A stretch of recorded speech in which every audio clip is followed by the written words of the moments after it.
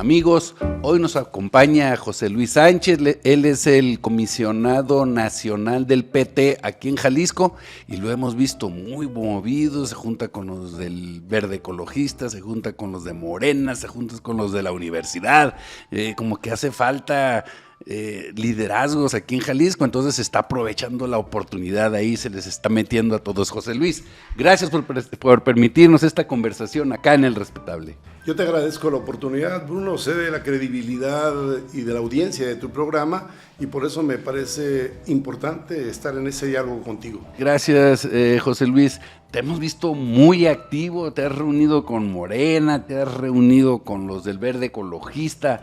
¿Cómo va esa alianza? ¿Cómo estás tejiendo ahí? Pero más importante que esas reuniones e intercambios que he tenido con algunos dirigentes de los partidos y las fuerzas políticas y sociales es el diálogo y el contacto directo y constante, permanente con el pueblo, porque nosotros hacemos trabajo a ras de tierra, andamos tocando puertas y corazones, difundiendo nuestra ideología, nuestras convicciones, nuestra propuesta y sobre todo contribuyendo a la conformación de una nueva mayoría política que permita lograr un cambio en la vida económica, política y social de Jalisco. Pero en cuanto a las conversaciones tenidas con estos liderazgos, pues han sido muy afortunadas y fructíferas. Creo que todos estamos conscientes de la necesidad de la unidad y de ratificar en principio, hablando del PT, Verde y Morena, la coalición Juntos Hacemos Historia. Como seguramente tú estás enterado, recientemente se ratificó, se refrendó ese compromiso de unidad. Vamos a ir juntos para el 2024 a nivel nacional y lo mismo quisiéramos, estamos luchando porque así sea, que se realizara en Jalisco. Ahorita como que está de moda todo ese discurso de izquierda, ¿no? De las bases, el pueblo, y está de moda eso, ¿no? ¿Cómo lo sientes? Más que una moda, es una necesidad imperiosa y es una realidad, digamos una característica de quienes somos militantes de la izquierda verdadera de este país. El reconocer que el pueblo es el principio y el fin de las cosas, es el protagonista de la historia. Los líderes ayudan y son factores determinantes, pero quienes dicen la última palabra al respecto es el pueblo. Entonces nosotros no es novedad que estemos recurriendo a las masas, a los trabajadores, al pueblo, tratando de convencerlos. Así lo hizo en su momento Andrés Manuel López Obrador. Él empezó peregrinando por el país, lo recorrió más que nadie, es el que más conoce esta república. Todo lo nuestro, más que una moda, es un estilo y una forma y una convicción de hacer política. ¿Tú cómo sientes este avance o retroceso, según sea el caso y según sea la perspectiva que ha tenido el país en este sexenio de Andrés Manuel López Obrador? ¿Cuál es el análisis que tú tienes? Pues habría que reconocer que estábamos muy polarizados y no es por el discurso de Andrés Manuel, sino por las desigualdades sociales. Una minoría privilegiada que lo tiene todo y lo derrocha a manos llenas y vive como reyes y virreyes, y una gran mayoría que no tiene nada más que sus manos, que vive del sudor de su frente. Estos contrastes, estas asimetrías, estas profundas y brutales desigualdades las generaron las políticas económicas neoliberales, concentradoras de la riqueza en pocas manos y además proclives a la entrega de riquezas y recursos al gran capital nacional y extranjero. Yo creo que hemos avanzado mucho en términos de democracia. Hoy hay hasta la figura de revocación de mandato para que te sacudas a los malos gobernantes. Hay la figura de iniciativa popular, es decir, la democracia participativa, protagónica está a la orden del día. Hemos avanzado también en términos sociales en cuanto a que los recursos que antes se quedaban arriba, que se los robaban los de la clase política, la vieja clase política dominante en este país, hoy empiezan a distribuirse a sectores vulnerables. Hoy, digamos, aparte de eso, pues hay una serie de megaobras que no se pueden negar, que no pudieron hacer los otros gobiernos y que en este gobierno, a pesar de haber sufrido el impacto de la pandemia y de la crisis humanitaria que todo esto generó, se han podido concretar. Sin embargo, sí hay algunos detalles que que se pronuncian por su importancia, por ejemplo, el asunto de la salud, que pues no nos ha ido bien en este sexenio, el asunto de la utilización de recursos fósiles que ya son cosas del pasado para generar energía, todo esto. ¿No sientes también que sí es un poquito el retroceso ahí? Es que depende del cristal con que se miran las cosas, ¿no? Y de quién las mira. Si les preguntas al PAN y al PRI, ¿verdad? Y a las élites empresariales, ellos te van a decir que todo está mal, que hemos retrocedido.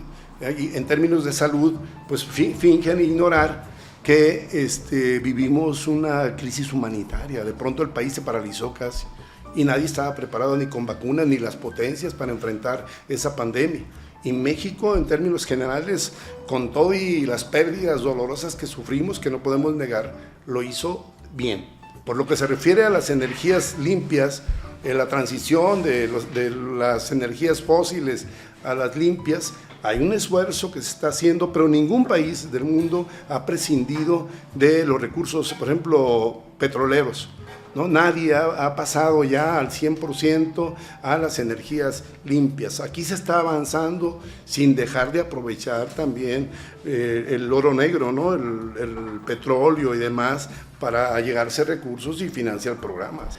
Ahora tu candidato a la presidencia de la República es Fernández Noroña. Él sí nos lleva a Venezuela, ¿no? ¿O qué? Sí nos va a llevar a ser como Venezuela. Ya ves que todo el mundo señalaba que con AMLO íbamos a hacer Venezuela. No es el caso, pues. Pero ¿no es demasiado rijoso Noroña? Bueno, es combativo.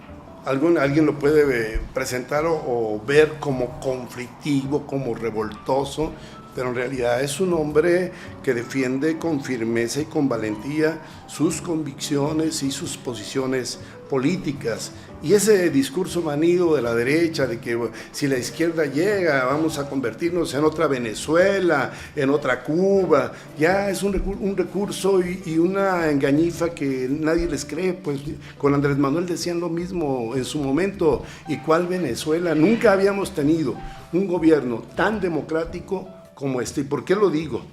A ver, ¿cuál represión ha habido ante manifestaciones, incluso de la derecha, que han podido desarrollar sus protestas sin problema alguno? ¿Y qué ocurría en el pasado? Recordemos el 68, recordemos el 71, recordemos los presos políticos, las represiones brutales. Hay respeto a los derechos humanos y a las libertades políticas y un mayor ambiente democrático en México. Si los pronósticos se cumplen, pues está difícil ganarle a Morena en la siguiente elección.